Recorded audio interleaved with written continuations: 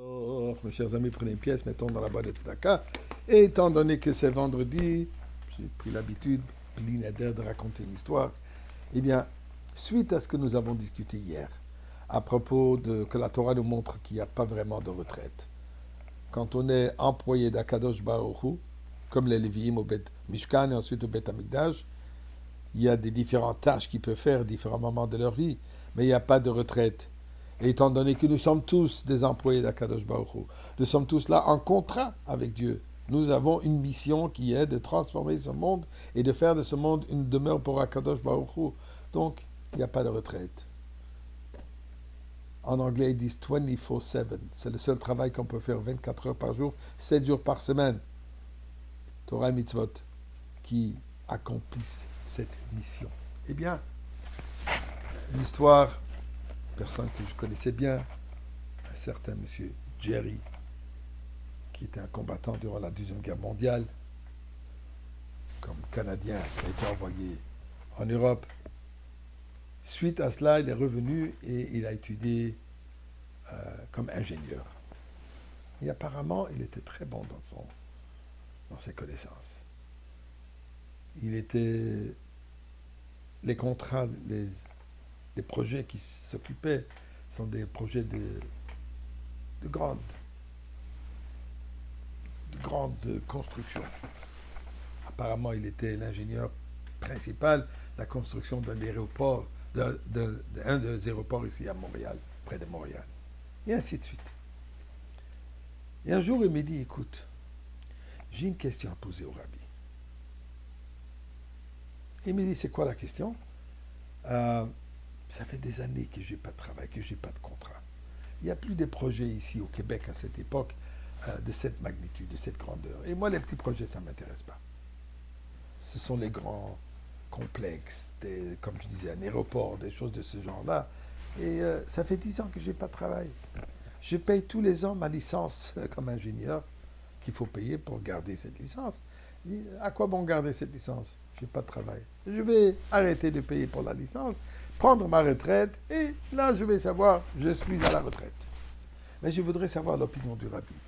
Je dois vous dire que cette personne qui n'a jamais vu le rabbi, n'a jamais été chez le rabbi, mais il venait régulièrement à mes cours, bien sûr qu'il a entendu du rabbi, et il appréciait, reconnaissait la grandeur du rabbi, et souvent il posait des questions au rabbi.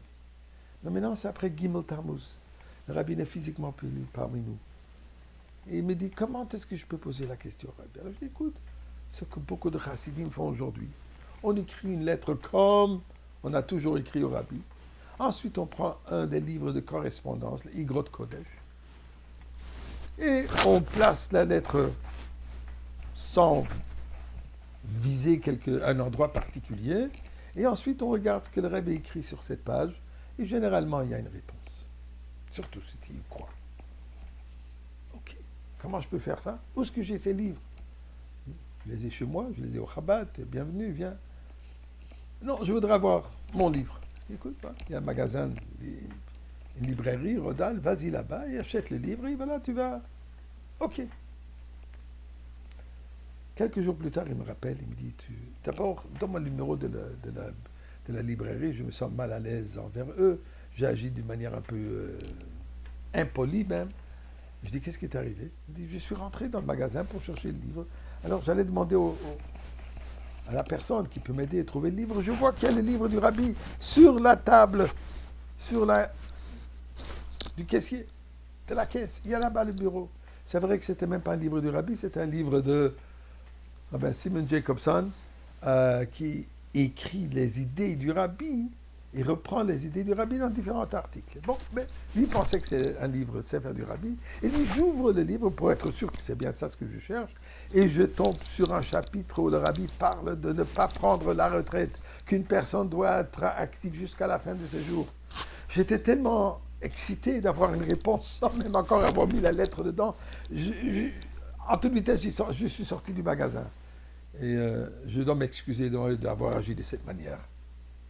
Mais il me dit, écoute, ce qu'il y avait le reste. Suite à cela, que j'ai compris que le Rebbe m'a répondu sans lui avoir même posé la question.